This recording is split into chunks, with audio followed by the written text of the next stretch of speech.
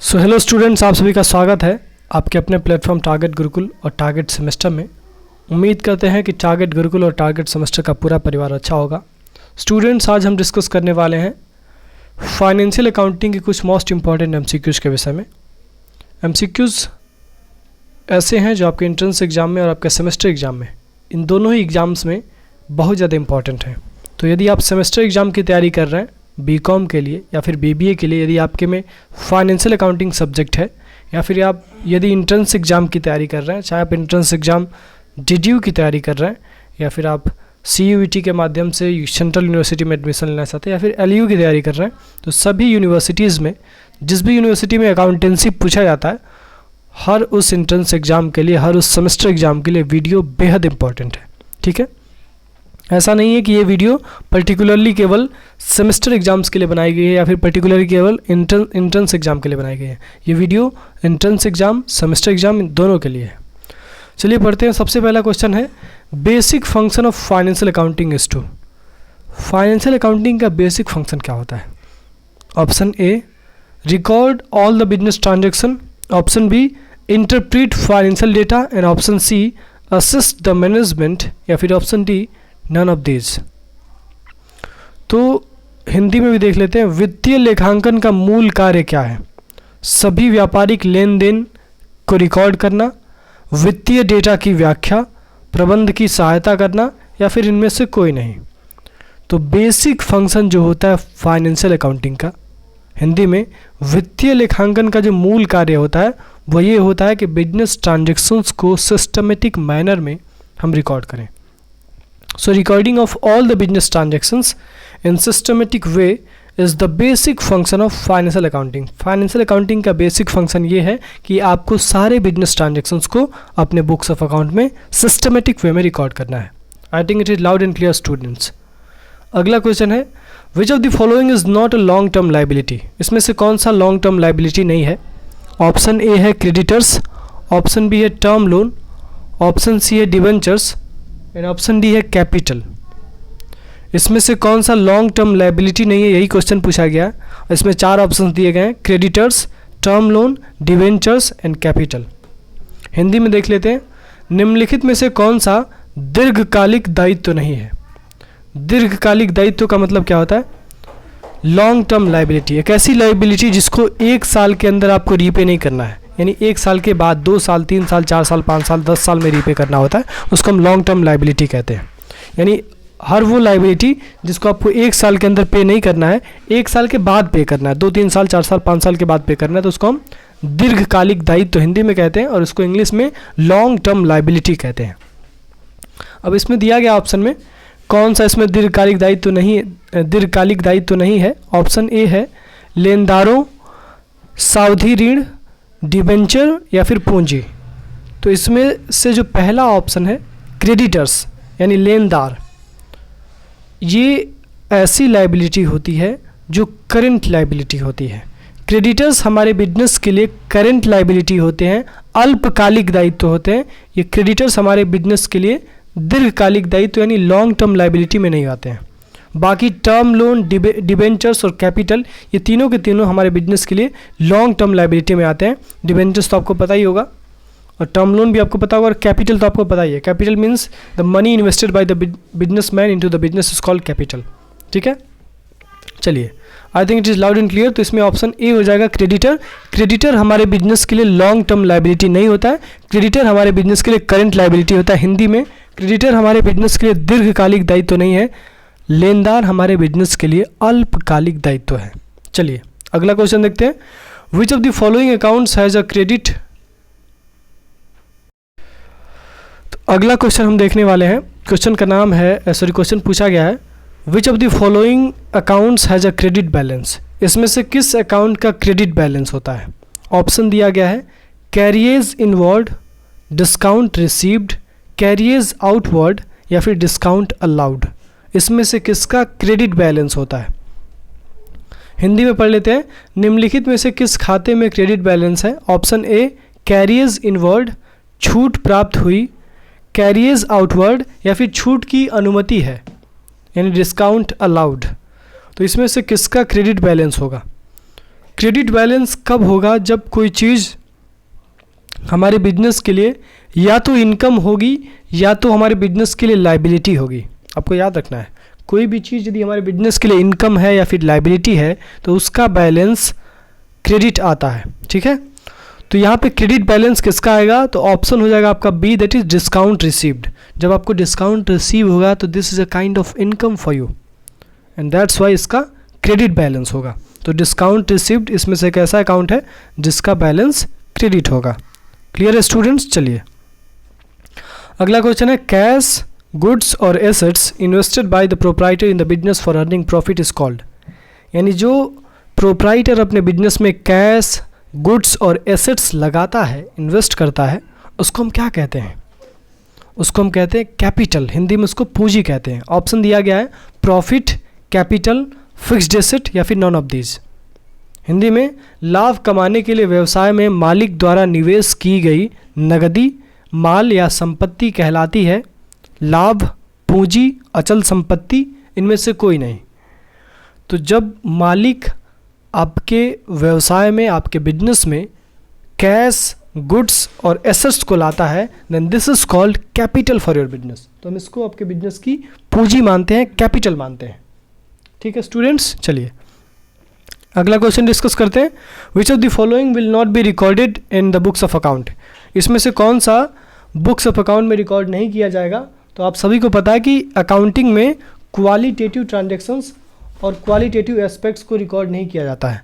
Accounting में qualitative transactions और qualitative aspects को रिकॉर्ड नहीं किया जाता है। अकाउंटिंग में केवल क्वांटिटेटिव एस्पेक्ट्स को और क्वांटिटेटिव ट्रांजैक्शंस को रिकॉर्ड किया जाता है।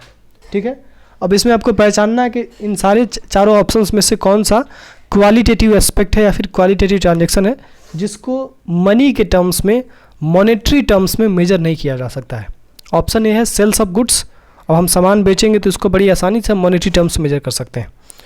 पेमेंट ऑफ सैलरी, सैलरी पे करेंगे तो इसको भी मॉनेटरी टर्म में मेजर कर सकते हैं।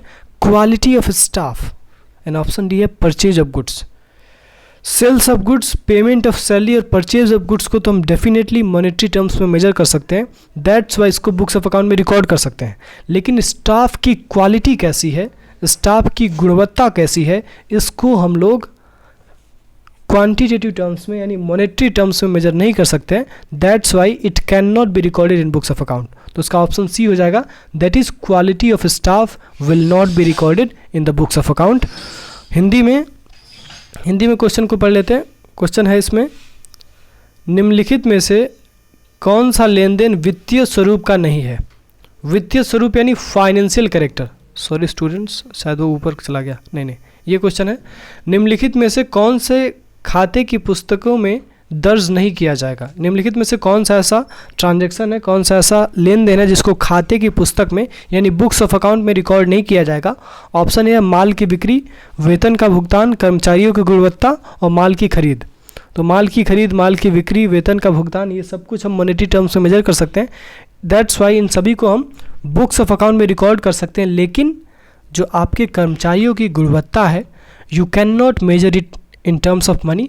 दैट्स वाई इसको आप बुक्स ऑफ अकाउंट में रिकॉर्ड नहीं कर सकते हैं। क्लियर है स्टूडेंट्स? चलिए, तो इसका ऑप्शन हो जाएगा दैट इज सी, कर्मचारियों की गुणवत्ता, इंग्लिश में क्वालिटी ऑफ स्टाफ। चलिए आगे डिस्कस करते हैं। Which of the following transaction is not of a financial character. इसमें से कौन सा ऐसा ट्रांजैक्शन है जो फाइनेंशियल कैरेक्टर का नहीं है? सेम क्वेश्चन पूछा गया, बस नजरिया बदल दिया गया है।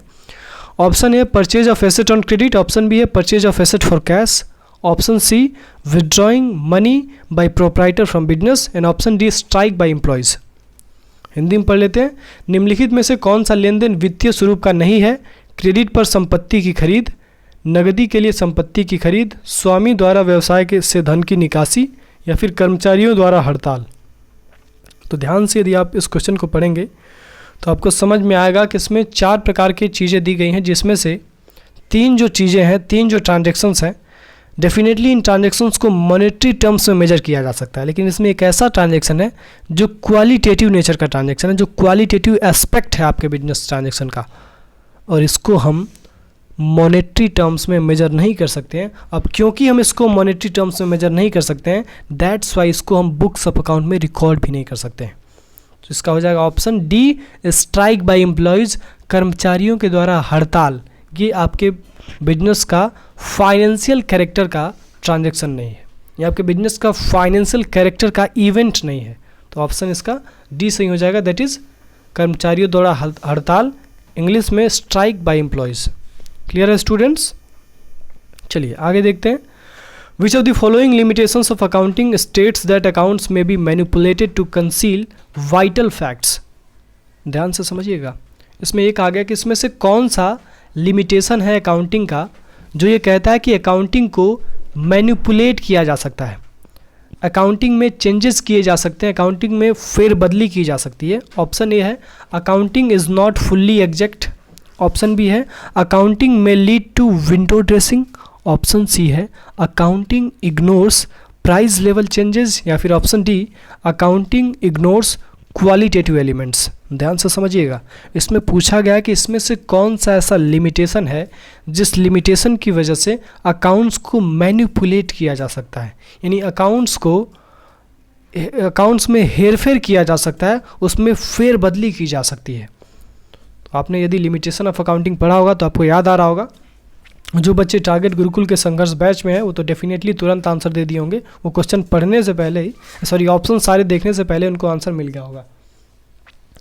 हिंदी में पढ़ लेते हैं। निम्नलिखित में से कौन सी सीमाएं बताती हैं कि महत्वपूर्ण तथ्यों को छुपाने के लिए खातों में हेरफेर किया जा सकता है? निम्नलिखित में से कौन सी सीमाएं बताती हैं कि महत्वपूर्ण तथ्यों को छुपाने के लिए खातों में हेरफेर किया जा सकता है? ऑप्शन है लेखांकन पूरी तरह से सटीक नहीं है, ऑप्शन बी लेखांकन में विंडो ड्रेसिंग हो सकती है, लेखांकन मूल्य स्तर से में परिवर्तन की उपेक्षा करता है, लेखांकन गुणात्मक तत्वों की उपेक्षा करता है। तो इसका हो जाएगा option B, that is accounting में lead to window dressing. Window dressing का मतलब होता है अकाउंटिंग में मैनिपुलेशन करना। तो अकाउंटिंग में आपके जो भी अकाउंट्स बनाए जाते हैं उन अकाउंट्स में हेरफेर किया जा सकता है, and this is a limitation of accounting. तो इसका ये अकाउंटिंग का लिमिटेशन है, अकाउंटिंग में lead to window dressing, accounting की वजह से विंडो ड्रेसिंग हो सकता है। क्लियर है स्टूडेंट्स? चलिए आगे देखते हैं। Book keeping is dash an art a science, C an art and science both, या फिर नन ऑफ दीज। इसमें ये पूछा गया कि बुक कीपिंग क्या है? बुक कीपिंग एक कला है, बुक कीपिंग एक विज्ञान है, या फिर बुक कीपिंग कला और विज्ञान दोनों है, या फिर बुक कीपिंग इनमें से कुछ नहीं है। ऑप्शन हिंदी में देख लेते हैं। बुक कीपिंग है एक कला, एक विज्ञान, एक कला और विज्ञान दोनों, इनमें से कोई नहीं। तो बुक कीपिंग आर्ट भी होता है और बुक कीपिंग साइंस भी होता है, आपको याद रखना है। अकाउंटिंग भी आर्ट है और साइंस है, बुक कीपिंग भी आर्ट है और साइंस है, इसके साथ साथ इकोनॉमिक्स भी आर्ट और साइंस है, ठीक है, और मैनेजमेंट भी आर्ट और साइंस दोनों है, ठीक है। आपको याद रखना है ये सब चीज़ें, बहुत इंपॉर्टेंट चीज़ें हैं। बुक कीपिंग क्या है? आर्ट भी है, साइंस भी है, अकाउंटिंग आर्ट भी है, साइंस भी है, इकोनॉमिक्स आर्ट भी है, साइंस भी है, और मैनेजमेंट भी आर्ट भी है और साइंस भी है। हालांकि बुक कीपिंग भी प्योर साइंस नहीं है, अकाउंटिंग भी प्योर साइंस नहीं है, मैनेजमेंट भी प्योर साइंस नहीं है, इकोनॉमिक्स भी प्योर साइंस नहीं है, ये सब पार्शियल साइंस है, यानी आधा साइंस है इसमें, ठीक है। चलिए, अब ये लेक्चर तो नहीं है कि डिटेल में आपको समझाएं कि साइंस क्यों है, क्यों नहीं है, क्यों आर्ट है। हम यहाँ पे कुल क्वेश्चन डिस्कस करने हैं, इसलिए हम टू द पॉइंट बात करेंगे। तो आपको याद रखना है कि बुक कीपिंग आर्ट और साइंस दोनों है, ठीक है। तो इसका ऑप्शन सी सही हो जाएगा, book keeping is in art and science both. अगला क्वेश्चन है, drawings account is a, option A personal account, option B real account, option C nominal account, या फिर option D none of these. Hindi में आरक्षण खाता है, व्यक्तिगत खाता, वास्तविक खाता, नाम मात्र खाता, इनमें से कोई नहीं। तो ड्राइंग अकाउंट एक पर्सनल अकाउंट होता है, आपको याद रखना है। ड्राइंग अकाउंट जो होता है वो एक पर्सनल अकाउंट होता है, क्योंकि ड्राइंग आपके बिजनेस का प्रोप्राइटर करता है। Proprietor is a person, proprietor is a natural person, ठीक है। इसीलिए ड्राइंग एक पर्सनल अकाउंट है, क्योंकि ड्राइंग जब भी किया जाएगा तो कोई पर्सन करेगा, ठीक है। अब वो पर्सन आर्टिफिशियल भी हो सकता है, नेचुरल भी हो सकता है। हो सकता है कि आप एक कंपनी चला रहे हो और उस कंपनी में किसी तीसरे कंपनी का शेयर हो, वो तीसरी कंपनी भी आपके बिजनेस से पैसा निकालेगी तो उसको ड्राइंग कहेंगे। और उस केस में वो जो तीसरी कंपनी है वो आपके बिजनेस के लिए एक आर्टिफिशियल पर्सन है। और ऐसा भी हो सकता है कि आप बिजनेस अपना खुद ही चला रहे हैं, तो उस केस में आप खुद ही जब पैसा निकालेंगे तो आप नेचुरल पर्सन आएंगे, ठीक, नेचुरल पर्सन के रूप में माने जाएंगे। तो आपको याद क्या रखना है इसमें से, ड्राइंग अकाउंट एक पर्सनल अकाउंट है। ड्राइंग अकाउंट क्या है? ड्राइंग अकाउंट एक पर्सनल अकाउंट है, यानी ड्राइंग अकाउंट यानी आरक्षण खाता एक व्यक्तिगत खाता है। क्लियर है स्टूडेंट्स? चलिए आगे देखते हैं। Balance of capital account is shown as option A capital account, option B liability account, option C revenue account and option D none of these. जो बैलेंस होता है कैपिटल अकाउंट का उसको हम कैसे शो करते हैं? तो जो आपका बैलेंस होता है कैपिटल अकाउंट का उसको एज अ लाइबिलिटी शो किया जाता है। देखिए यहाँ पे तो क्वेश्चन गलत है, पूंजी खाते का शेष इस रूप में दिखाया जाता है। तो पूंजी खाते का यानी आपका, सॉरी ये क्वेश्चन थोड़ा सा गलत है। कैपिटल अकाउंट का जो बैलेंस होता है वो लाइबिलिटी साइड में एज अ लाइबिलिटी दिखाया जाता है, ठीक है। चलिए तो इसका ऑप्शन बी हो जाएगा, दैट इज़ लाइबिलिटी अकाउंट। ये ऑप्शन गलत है, ठीक है। चलिए अगला है, out of the following assets which one is not an intangible asset. इसमें से कौन सा इंटेंजिबल एसेट नहीं है? आई थिंक आपने पढ़ा होगा कि एसेट्स क्या होता है, एसेट्स कितने प्रकार के होते हैं। सबसे पहले समझते हैं थोड़ा सा एसेट क्या होता है। एसेट मतलब संपत्ति, आपके बिजनेस का संपत्ति। जैसे आपका घर, आपका गाड़ी, आपका बंगला आपके लिए एसेट होता है, वैसे ही बिजनेस का बिल्डिंग, बिजनेस का फर्नीचर, बिजनेस के कंप्यूटर्स, बिजनेस की कार्स, बिजनेस के लैंड्स, बिजनेस के गुड्स, ये सब बिजनेस के एसेट्स होते हैं। अब ये एसेट्स दो प्रकार के होते हैं, एक होता है नॉन करेंट एसेट और एक होता है current asset. Non current asset को फिक्स्ड एसेट भी कहा जाता है, और नॉन करेंट एसेट ऐसे एसेट्स होते हैं जो एक साल के अंदर कैश में कन्वर्ट नहीं होते हैं। That means non-current assets are those assets which cannot be converted into cash within 1 year. दूसरी तरफ है आपका करंट एसेट। करंट एसेट एक ऐसा एसेट होता है जिसको एक साल के अंदर कैश में कन्वर्ट किया जा सकता है। So current asset is a such kind of asset which can be converted into cash with in 1 year, ठीक है। अब इसमें दो चीज़ें आपको समझ में आई कि नॉन करेंट एसेट एक ऐसा एसेट होता है जिसको एक साल के अंदर कैश में कन्वर्ट नहीं कर सकते, और करेंट एसेट एक ऐसा एसेट होता है जिसको एक साल के अंदर कैश में कन्वर्ट कर सकते हैं। दूसरी चीज़, नॉन करेंट एसेट को फिक्स्ड एसेट भी कहते हैं। नॉन करेंट एसेट को फिक्स्ड एसेट भी कहते हैं, हिंदी में इसको अचल संपत्ति भी कहते हैं। इसके अलावा जो आपका नॉन करेंट एसेट होता है ये आप बेचने के पर्पज़ से नहीं लेते हैं। नॉन करेंट एसेट कभी भी रीसेल पर्पज़ से नहीं लिया जाता है। नॉन करेंट एसेट आपके बिजनेस में एक इकोनॉमिक रिसोर्स का काम करता है, आपके बिजनेस का एक आधारशिला, आपके बिजनेस का एक बेस बन जाता है। जैसे आपका बिल्डिंग, आप यदि बिजनेस कर रहे हैं तो आपका बिल्डिंग आपके बिजनेस का बेस है, बिना बिल्डिंग के आप बिजनेस नहीं कर पाएंगे, ठीक है।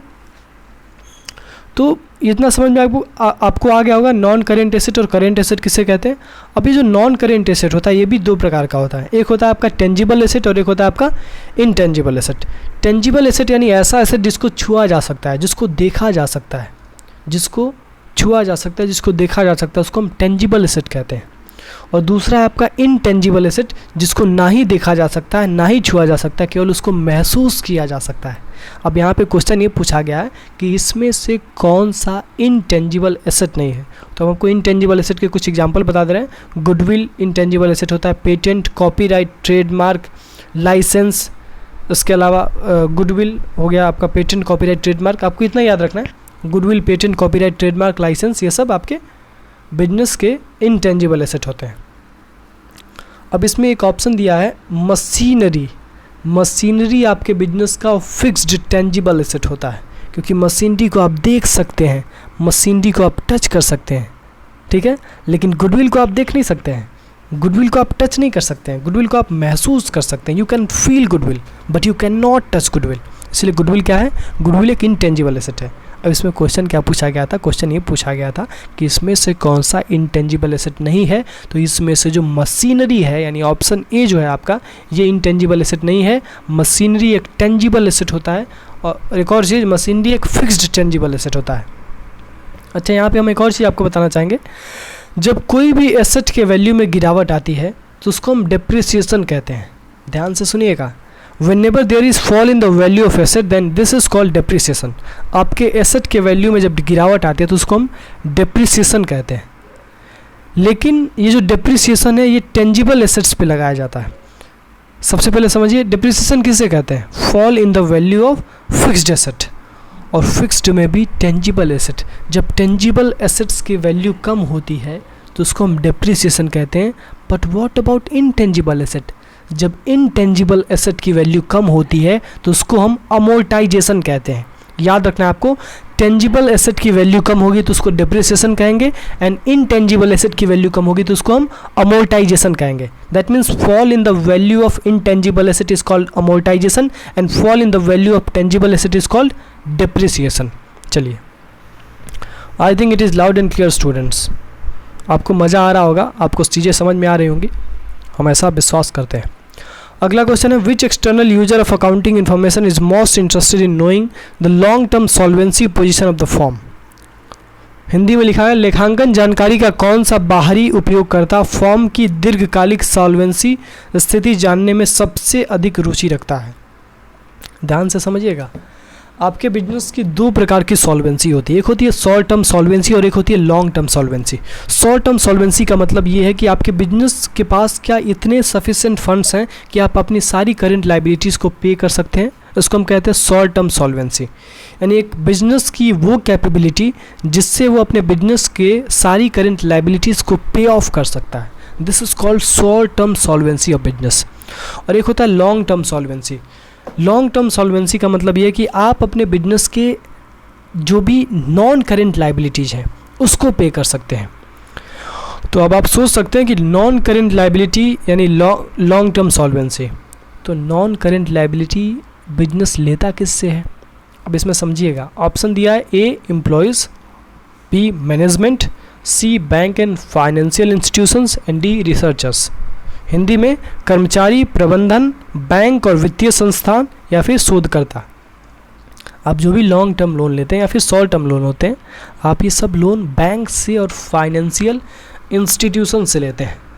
तो इसको जानने में इंटरेस्ट किसको होगा? बैंक और फाइनेंशियल इंस्टीट्यूशंस को ही तो होगा। सो इसका ऑप्शन हो जाएगा that is C, banks and financial institution. हमारे बिजनेस के अकाउंटिंग इन्फॉर्मेशन में लॉन्ग टर्म सॉल्वेंसी के विषय में ज़्यादा इंटरेस्टेड जो एक्सटर्नल यूजर्स होते हैं वो आपके बैंक्स होते हैं और आपके फाइनेंशियल इंस्टीट्यूशंस होते हैं। यानी बिजनेस के लॉन्ग टर्म सॉल्वेंसी में ज़्यादा इंटरेस्ट बिजनेस से संबंधित जो बैंक और फाइनेंशियल इंस्टीट्यूशंस हैं उनको होता है। क्लियर है स्टूडेंट्स? चलिए आगे देखते हैं। अगला क्वेश्चन है, sundry creditor account is a dash, revenue account, capital account, liability account या फिर नन ऑफ दीज। हिंदी में विविध लेनदार खाता है, राजस्व खाता, पूंजी खाता, देयता खाता या फिर इनमें से कोई नहीं। तो जो आपका विविध लेनदार खाता होता है यानी आपका जो सन्ड्री क्रेडिटर अकाउंट होता है एक तरह का लाइबिलिटी अकाउंट होता है। क्या होता है? Sundry creditor account is a kind of liability account. Sundry creditor account आपका एक तरह का देयता खाता होता है ना, आपका एक तरह का ये दायित्व खाता होता है। तो ऑप्शन सी इसका सही हो जाएगा, दैट इज़ लाइबिलिटी अकाउंट। अगला क्वेश्चन है, the thing which is purchase and sold in the business is called, मतलब वो चीज़ें जो बिजनेस में परचेज और सेल की जाती है उसको हम क्या कहते हैं? Option A machine, option B furniture, option C goods या फिर ऑप्शन डी डेटर्स। तो जो चीज़ें हमारे बिजनेस में परचेज और सेल की जाती हैं, जिस चीज़ में हमारा बिजनेस डील करता है, this is called goods. Hindi में इसको माल कहते हैं। इसमें हिंदी में दिया है, व्यवसाय में खरीदी और बेची जाने वाली वस्तु को क्या कहते हैं? मशीन, फर्नीचर, माल या देनदार। तो व्यवसाय में और खरीदी और बेची जाने वाली जो वस्तु होती है उसको हम माल कहते हैं। हिंदी में माल कहते हैं, इंग्लिश में उसको गुड्स कहते हैं। क्लियर है स्टूडेंट्स? चलिए अगला है, purchase refers to the purchase of, option A goods for resale, stationery for office use, assets for the factory and D none of the above. देखिए गुड्स जब आप परचेज करते हैं तो उसके लिए एक परचेज शब्द का यूज़ किया जाता है। परचेज शब्द का यूज़ केवल गुड्स को परचेज करने पे किया जाता है। परचेज शब्द का यूज़ किसके लिए किया जाता है? केवल गुड्स को परचेज करने के लिए किया जाता है।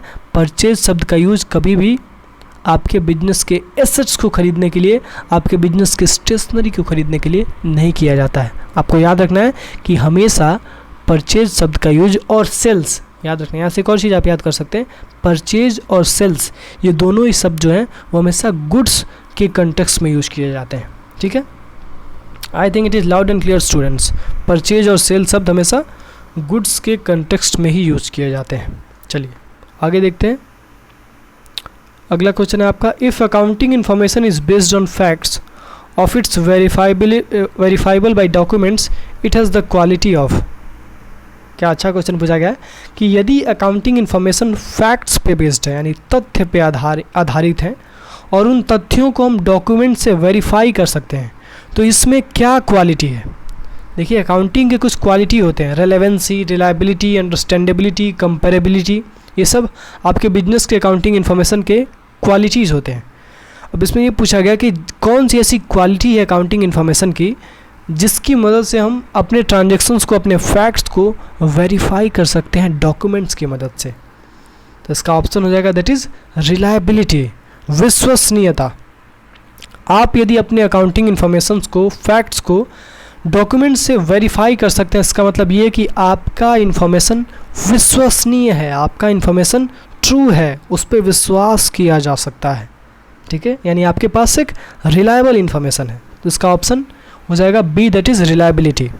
ठीक है, आपको जब भी ऐसा क्वेश्चन मिले जिसमें ये पूछा जाए कि यदि आपके पास फैक्ट्स हैं और अकाउंटिंग इन्फॉर्मेशन है जिसको आप डॉक्यूमेंट से वेरीफाई कर सकते हैं, तो इसमें कौन सी क्वालिटी अकाउंटिंग की? तो इसमें रिलायबिलिटी क्वालिटी अकाउंटेंसी की। चलिए आगे डिस्कस करते हैं। Which of the following is not a qualitative characteristic of accounting information. हमने आपको भी बताया qualitative characteristic of accounting information कौन कौन से हैं? Reliability, understandability, comparability and relevance. तो इसमें से मटेरियलिटी आपका अकाउंटिंग इन्फॉर्मेशन का क्वालिटेटिव कैरेक्टरिस्टिक नहीं होता है। मटेरियलिटी आपके बिजनेस, आपके अकाउंटिंग का एक क्वांटिटेटिव कैरेक्टरिस्टिक होता है। ठीक है, हिंदी में पढ़ लेते हैं। निम्नलिखित में से कौन सा लेखांकन सूचना की गुणात्मक विशेषता नहीं है, सॉरी, इसमें ये पूछा, एक बार और हम क्वेश्चन पढ़ लेते हैं। निम्नलिखित में से कौन सा लेखांकन सूचना की गुणात्मक विशेषता नहीं है? तो भौतिकता सूचना की गुणात्मक विशेषता नहीं है। भौतिकता सूचना की आपकी जो क्वांटिटेटिव कैरेक्टरिस्टिक है, जो आपकी क्वांटिटेटिव फीचर है, उसमें आता है, यानी मटेरियलिटी। तो इंग्लिश मीडियम वाले बच्चे आपको याद रखना है कि क्वालिटेटिव कैरेक्टरिस्टिक में रिलायबिलिटी, अंडरस्टैंडेबिलिटी, कंपेरेबिलिटी आता है, रेलेवेंस आता है, लेकिन क्वालिटेटिव कैरेक्टरिस्टिक में मटेरियलिटी नहीं आता है। क्या याद रखना है आपको? क्वालिटेटिव कैरेक्टरिस्टिक में रिलायबिलिटी, अंडरस्टैंडेबिलिटी, कंपेरेबिलिटी, रेलेवेंस आता है, लेकिन क्वालिटेटिव कैरेक्टरिस्टिक में आपके अकाउंटिंग में मटेरियलिटी नहीं आता है। क्लियर है स्टूडेंट्स? चलिए आगे डिस्कस करते हैं। अगला है current assets do not include. इसमें ये पूछा गया कि करेंट एसेट में क्या नहीं आएगा। ऑप्शन ए है डेटर्स, ऑप्शन बी है मोटर कार, ऑप्शन सी है बैंक बैलेंस, ऑप्शन डी है प्रीपेड एक्सपेंसेस। तो करेंट एसेट्स में मोटर कार नहीं आएगा, क्योंकि मोटर कार आपके बिजनेस के लिए नॉन करेंट एसेट होता है, ये एक फिक्स्ड एसेट होता है। ठीक है, सो नॉन करेंट एसेट आपका मोटर कार होता है, इसलिए करेंट एसेट में नहीं आएगा। तो current asset do not include motor car. Current asset में डेटर्स भी आते हैं, करेंट एसेट में बैंक बैलेंस, करेंट एसेट में कैश, स्टॉक, प्रीपेड एक्सपेंसेस, ये सब आते हैं, लेकिन करेंट एसेट में motor car, building, machinery, furniture, ये सब करेंट एसेट में नहीं आते, ये सब नॉन करेंट एसेट है। क्या याद रखना है आपको? करेंट एसेट में debtors, bank balance, prepaid expenses, bills receivable, cash, stocks, ये सब आते हैं। करेंट एसेट में मोटर कार नहीं आता, क्योंकि मोटर कार एक नॉन करेंट एसेट है। ठीक है, चलिए हिंदी में पढ़ लेते हैं। वर्तमान संपत्तियों में शामिल नहीं है, तो वर्तमान संपत्तियों में मोटर कार शामिल नहीं है। ऑप्शन बी इसका सही हो जाएगा। अगला है tangible assets do not include. Tangible assets में क्या क्या नहीं आते हैं? ऑप्शन ए है गुडविल, ऑप्शन बी है फर्नीचर, ऑप्शन सी है स्टॉक, ऑप्शन डी है कैश। तो टेंजिबल एसेट्स में आपके गुडविल नहीं आते हैं। टेंजिबल एसेट में फर्नीचर आता है, टेंजिबल एसेट में स्टॉक आता है, कैश आता है। बिकॉज स्टॉक को, फर्नीचर को, कैश को, इन सब को आप छू सकते हैं, देख सकते हैं, लेकिन गुडविल को ना ही आप छू सकते हैं और ना ही आप देख सकते हैं। That's Y goodwill is not an tangible asset, goodwill is an intangible asset. Goodwill क्या है? गुडविल एक इनटेंजिबल एसेट है, गुडविल टेंजिबल एसेट नहीं है। क्लियर है स्टूडेंट? चलिए आगे देखते हैं। Question number next. Which of the following is not an internal user of a financial statement. इसमें से कौन सा फाइनेंशियल स्टेटमेंट्स का इंटरनल यूजर नहीं है? इंटरनल यूजर यानी आंतरिक उपयोगकर्ता, ऐसे यूजर्स जो आपके बिजनेस के अंदर के हैं, आपके बिजनेस के इनसाइड हैं। Option A board of directors, option B है मैनेजर्स, ऑप्शन सी है एम्प्लॉयज़ एंड ऑप्शन डी है लेंडर्स। तो इसमें तो बड़ा आसान सा ऑप्शन है।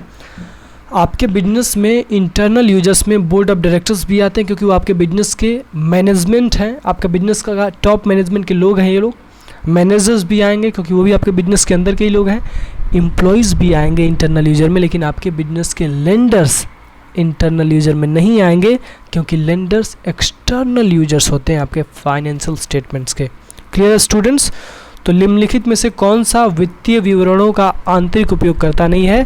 तो इसका ऑप्शन हो जाएगा आपका उधारदाता। उधारदाता आपके व्यवसाय के वित्तीय विवरणों का आंतरिक उपयोगकर्ता नहीं है, ये आपके व्यवसाय के जो भी फाइनेंशियल स्टेटमेंट्स हैं उसका ये बाह्य उपयोग करता है, ये बाहरी उपयोग करता है, ये आंतरिक उपयोग करता नहीं है। ठीक है स्टूडेंट्स, चलिए आज के लेक्चर में इतना ही, और क्वेश्चंस हम डिस्कस करेंगे आगे। अभी बहुत सारे क्वेश्चंस हैं हमारे पास, लेकिन इस क्वेश्चन में, इस पूरे लेक्चर में हम इतना ही डिस्कस करेंगे। अगले लेक्चर का इंतज़ार करिए और पूरी शिद्दत के साथ पढ़ाई करिए और कंसेप्ट पे फोकस करिए। क्वेश्चन तो बिल्कुल आसान है। और जो बच्चे अभी तक सारथी नहीं ज्वाइन किए हैं, सेकेंड सेमेस्टर के लिए, बीकॉम के सेकेंड सेमेस्टर के लिए आपका सारथी लॉन्च किया जा चुका है। डिस्क्रिप्शन में लिंक दिया गया है, target Gurukul mobile app download करिए और वहाँ से आप बीकॉम सेकेंड सेमेस्टर के लिए सारथी ज्वाइन करिए और एक बेहतर तरीके से अपनी तैयारी करिए। और जो बच्चे इंट्रेंस देना चाहते हैं, सेमेस्टर के बच्चे नहीं हैं, जो इंट्रेंस के बच्चे हैं, जो क्लास 12 पास किए अभी अभी और इंट्रेंस देना चाहते हैं, तो उनके लिए भी टारगेट गुरुकुल मोबाइल ऐप पे आपको संघर्ष बैच मिल जाएगा केवल 500 रुपये में। तो जाइए target Gurukul mobile app download करिए और उससे जुड़ के और आप अपने इंट्रेंस की एक सही तैयारी करिए और इंट्रेंस में ना केवल पास होइए, इसके साथ साथ आप रैंक भी लाइए। ऐसी हमारी दुआएँ हैं और ऐसी हमारी तैयारियाँ हैं। दैट्स ऑल स्टूडेंट्स, मिलते हैं अगले लेक्चर में। तब तक पढ़ते रहिए पूरी शिद्दत के साथ और केवल एक चीज़ याद रखिए, एवरी मिनट काउंट्स। आपके बिजनेस का एक एक मिनट आपके लिए कीमती है। ठीक है, तो एक एक मिनट आप ज़ाया ना करें और इस चीज़ को समझें कि समय आपके लिए कितना कीमती है। और जो बच्चे अभी तक संघर्ष बैच से नहीं जुड़े हैं वो जल्दी जाएं, संघर्ष बैच से जुड़ें, क्योंकि आपके पास केवल 40 दिन का समय है और इस 40 दिन के समय में आपको तोड़ तैयारी करनी है। तो आपके पास केवल एक ही विकल्प है और वो है संघर्ष बैच, क्योंकि हम लोग आपको क्रैश कोर्स दे रहे हैं केवल 40 दिन में कंप्लीट तैयारी। ठीक है, चाहे CUET की हो, DDU की हो, LU की हो, हर एक यूनिवर्सिटी की कंप्लीट तैयारी केवल 40 दिन में दे रहे हैं। दैट ऑल स्टूडेंट्स, मिलते हैं अगले लेक्चर में।